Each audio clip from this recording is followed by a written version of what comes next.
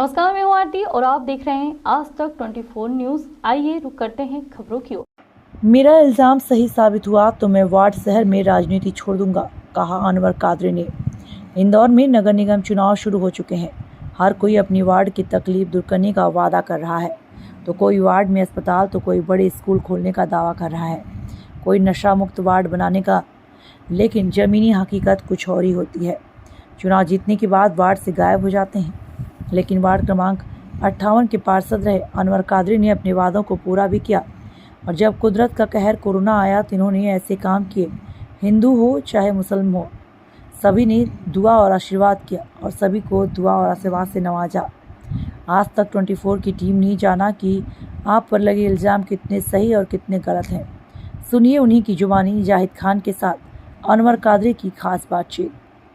जाहिद खान की इंदौर से special report. चाहते हैं और जो भड़काऊ भाषण का दौर चल रहा है उस विषय को लेकर आपका क्या कहना है? देखिए, ये जो वार्ड है बहुत अमन पसंद वार्ड है। यहाँ पर कोई इस तरह की चीज़ें नहीं चलेंगी। जो लोग भी इस तरह की बातें कर रहे हैं या फैला रहे हैं या जिन लोगों ने जिस तरह के एलिगेशन लगाए, मेरा कहना है कि एक भी सबूत आप लेकर आ जाओ, राजनीति छोड़ दूंगा, इंदौर शहर छोड़ दूंगा। कि अगर मैंने किसी एक भी हिंदू भाई का मकान ज़बरदस्ती खरीदा हो और किसी मुसलमान को दिलाया हो, एक भी अगर ऐसी कोई उदाहरण हो तो आप मेरे सामने लेके आओ।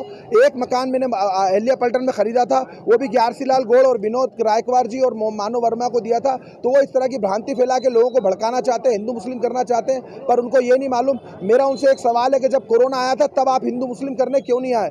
कम से कम हमारे उन हिंदू भाइयों घरों पे राशन ही भेज देते, कम से कम उनको शिक्षा के लिए आज जागरूक करते। जैसे मैं आज बख्शीबाग बस्ती में गया, मैंने जब देखा तो 40 बच्चों के जब मैं एडमिशन करा सकता हूँ, तो आप तो विधायक हैं, आपको भी इस पर काम करना चाहिए। ये खाली बातें करने से, लोगों को भड़काने से काम नहीं होगा। लोगों का लिविंग स्टैंडर्ड हमें सुधारना पड़ेगा। जो उनकी बुनियादी ज़रूरत है वो पूरी करनी पड़ेंगी। उनको राशन, उनको काम, उनको बिजनेस, उनका पढ़ाई और उनके चिकित्सा, बाकी सब चीज़ों पे काम करना पड़ेगा। मेरा उनसे सवाल है कि 3 नंबर विधानसभा में आपने कौन सा हॉस्पिटल डाला, कौन से बच्चों को शिक्षा दिला रहे हो, कौन से किन चीज़ पे काम कर रहे हो? मेरे को एक चीज़ बता दें आप, तो कहीं ना कहीं मेरे को लगेगा कि हाँ नहीं, आप हमारे नेता हो, पर आपने नेताजी जैसा कोई काम नहीं किया। सिवाय लोगों को भड़काने के कोई दूसरा आपके पास ऑप्शन नहीं है। ये आपकी खींच बता रही है कि आप चुनाव हार रहे हो। खाली पार्षद ही नहीं, विधानसभा भी आप हार रहे हो। ये आपकी खींच से हमें साबित हो रहा है। और इस तरह की भड़काऊ चीज़ों पर आदमी तभी आता है जब उसकी खींच उतरती है कि यार मेरे पास कोई रास्ता नहीं बचा। तो आखिरी रास्ता यही है कि जातिवाद का कार्ड खेला जाए। आपका नाम? पूर्व पार्षद अनवर कादरी, वार्ड क्रमांक 58।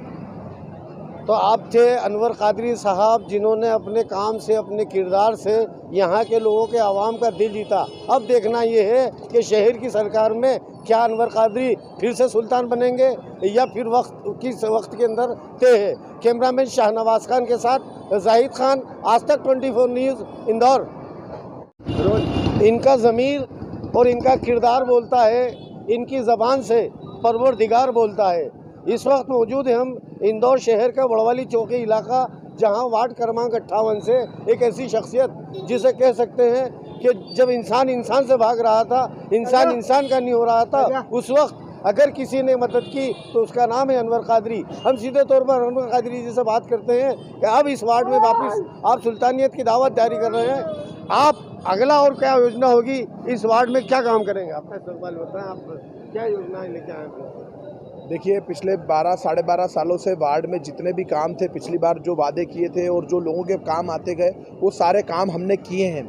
और अभी जो है हमारी रिसेंटली जो नाली, गटर, ड्रेनेज और रोड और इस तरह के जो सारे काम थे वो तो लगभग हो गए हैं। पर जो अभी मैंने बेसिक चीज़ें देखी तो कई बच्चे स्कूलों में नहीं जा पा रहे हैं। तो अभी हमने बख्शीबाग बस्ती के 40 बच्चों का एडमिशन स्कूलों में कराया जो पढ़ नहीं पा रहे थे।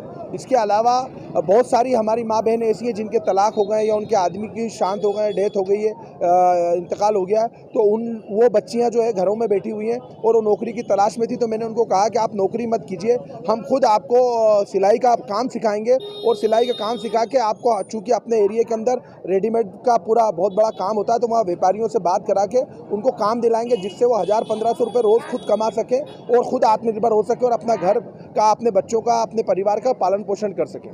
यहाँ एक बात हम इनसे फिर जानना चाहेंगे, यहाँ अगर कोई तकलीफ है चिकित्सा को लेकर आपके क्या ख्याल है? जी, जितनी भी जो चीज़ें हैं शिक्षा में जो बच्चे कमज़ोर थे तो उसको लेके हम काम कर ही रहे हैं, और बाकी जो स्कूलों के अंदर इसका स्तर सुधारें और घर घर जाके लोगों को अब चूँकि चिकित्सा को लेके तो ये है कि हम इसको लेके अवेयरनेस तो लाना बहुत ज़रूरी था।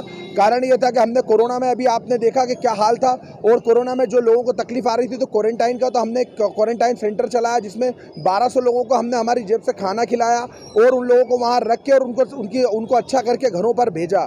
उसके बाद में अभी हॉस्पिटल डालने के लिए हमने काई साहब से बात की थी, और वो थोड़ा सा वक्फ बोर्ड की ज़मीन का एक इशू आने के कारण हॉस्पिटल नहीं डल पाया। तो अभी हम कोशिश ये करेंगे कि संजय शुक्ला जी अगर महापौर बन जाते हैं तो हमारी जगह तो काफ़ी सारी पड़ी हुई है, तो यहाँ पर कम से कम 100 बेड का एक हॉस्पिटल डल जाए जिससे लोगों को इलाज मुहैया हो पाए। उसके लिए बात कर रहे हैं, कम्युनिटी हॉल के लिए बात कर रहे हैं। तो कहीं ना कहीं इन सब चीज़ों को लेकर अवेयरनेस आ रही है, और एक अभी कैंप भी लगा रहे हैं महिलाओं की बीमारी को लेके, तो वो शायद सोमवार के दिन वो जो है अलनूर चैरिटेबल हॉस्पिटल के साथ में मिलके उसका काम चल रहा है। हम इनको याद दिलाएंगे, हम जहाँ खड़े ठीक पीछे मोहम्मदी बिल्डिंग है वो यूजलेस है। क्या ऐसी कोई दिमाग में कि इस मोहम्मदी बिल्डिंग इतना बड़ा स्ट्रक्चर तैयार है, इसमें लेकर कुछ योजना या दिमाग में कुछ चल रहा है? देखिए, इस मोहम्मदी बिल्डिंग के अंदर पहले बहुत सालों से खाली पड़ी थी, पर अभी हम सुन्नी वेलफेयर काउंसिल और हम लोगों ने शेरू भाई हम लोगों ने मिलकर बात की, तो यहाँ पर एक हॉस्पिटल जो फर्स्ट मतलब ये समझिए कि ओपीडी का हमने शुरू किया था, और इसके अंदर प्लानिंग चल रही है कि इसको कुछ ना कुछ इसका एक अच्छा वो इस्तेमाल किया जाए। पर चूँकि अभी ये चुनाव निपटते इसके बाद में फिर बैठ के बात करेंगे, तो या तो नशा मुक्ति केंद्र या हॉस्पिटल के वे में कहीं ना कहीं जाके सोच के इसके लिए कोई ना कोई एक अच्छा काम शुरू करेंगे। आपने नशा मुक्ति केंद्र की बात करी, मतलब आप समझ गए थे कि आने वाले वक्त में इस इलाके में नशा खासकर युवाओं में बहुत तेज़ी से फैल रहा है, उनको लेकर आपकी क्या योजना है? इसको लेके अभी हमने जितने भी यहाँ पर जो जिस तरह से केस हुए थे, मुझे जब मालूम पड़ा कि यार हमारे इलाके में सबसे ज़्यादा केस हुआ जो 70 किलो ड्रग्स पकड़ाई थी, तो उसके अंदर हमारे इलाके के बच्चे थे। उन बच्चों के घर पे जाके उनकी काउंसलिंग करी, उनके माँ बाप की काउंसलिंग करी, उनसे बात करी, और उनको काफ़ी सारे बच्चों को हम जो है नशे से उनका पीछा छुड़ाया।